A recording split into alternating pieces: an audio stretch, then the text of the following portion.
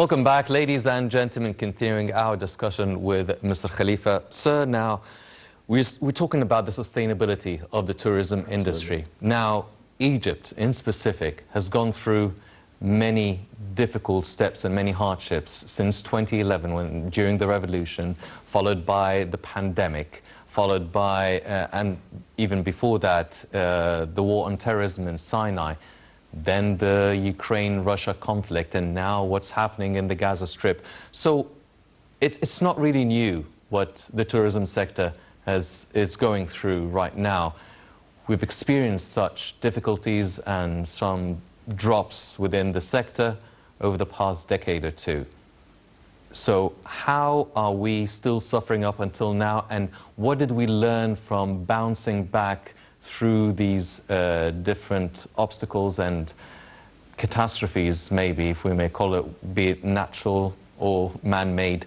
So can we actually develop some sort of a mechanism or a plan B in terms of going through any sort of difficulties? Because in the future, God forbids, probably things will happen and occur. So do we have a plan B? Do we have a crisis management sort of system or strategy for the tourism industry to be able to not have such a big fall-off?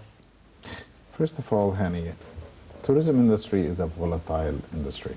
So it gets affected easily, especially starting from aviation to touristic products to accommodation, everything. Any news that comes out from any destination, whether it's news comes from even a neighboring destination, can easily affect how people are perceiving one area to the other. So when you have a war on your doorstep, or when you have a pandemic, when you have any of these things, it definitely, for sure, affects the tourism industry. So what is happening is natural. Okay, but the good thing is it recovers, and the recovery becomes extremely quickly.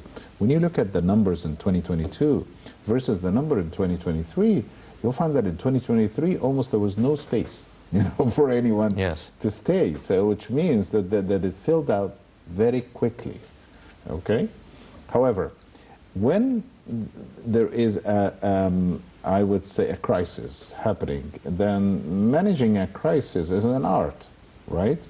Crisis management is an art, whether starting from reacting, from putting out newsletters, from announcements, to conferences, to a lot of different things, to selecting the right narrative.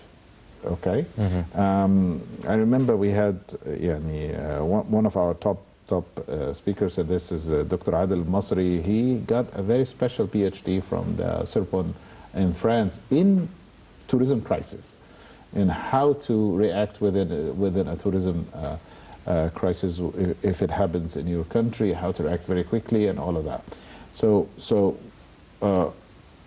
it's an art, it's a science, and it's an art as well. And what we need to do, in my opinion, as a marketeer, in my opinion, as a person, futuristic, looking into the future, in my opinion, we need to change the narrative. We've had a line of narratives throughout the years, whether there is a natural problem or a man-made problem, and it comes to a point where we need to change the narrative. We need to see what people are talking about, what people are concerned about, and we need to face them directly, and we need to increase our soft power. How are we going to do that? Through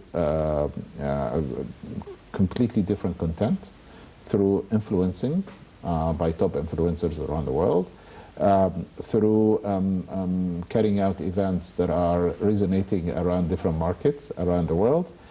We need to show the country in a different way. Showing the country in a different way means concept. We need to eradicate the misconception that people are having about a sovereign, a tourist destination, about a country like ours. Half the world think that you're right next door to where the conflict is. Half the world think that It's not safe. Why? Because the news that comes, we need to control where the news comes out from a destination. If there is an accident, if there is a train accident, there have to be a special control over these things coming out to the rest of the world, because that's internal news. When things happen in the US, for example, or UK or something, there are so many big incidents and you never hear about them here. Right? So if you forge an intention to go to one of these countries, you never get to know about these stories. And so that makes your decision is flowing easily. But I don't know why things come out from our destination, they become headlines. Well, but also because we're running out of time, yes, we do need to have some sort of a marketing strategy to deal with such problems, but we also need an innovative, progressive marketing strategy to deal with the already ongoing stiff competition that we're getting, especially from the Gulf. That's what we're using right now. Lately, we start forging a lot of co-marketing agreements, and that's what we're using right now. And I'm telling you, the best thing is the marketing mix together mixed with technology, mixed with renewable energy and green tourism, mixed with a lot of new initiatives, mixed with encouraging cultural and adventurous tourism.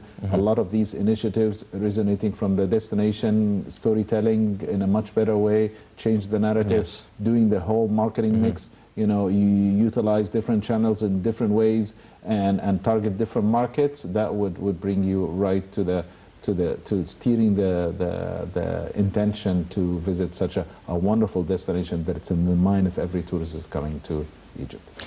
As Mr. Khalifa has mentioned, it is a mix of strategies and marketing skills that need or would be a main drive to push and boost the prospects of the tourism sector that will be hopefully rebounding and recovering as soon as possible. And ladies and gentlemen, unfortunately, that's all the time we have for this edition of the Daily Debate. But before we go, I'd like to thank my very distinguished guest, Mr. Alaa Khalifa, the international tourism marketing expert. Mr. Khalifa, always a pleasure having you with us on the show. It's always a pleasure to be with you, Hani. Pleasure is ours, sir. Ladies and gentlemen, please stay tuned for more coming up on Nile International. I'm Hani Saif. Thank you for joining us.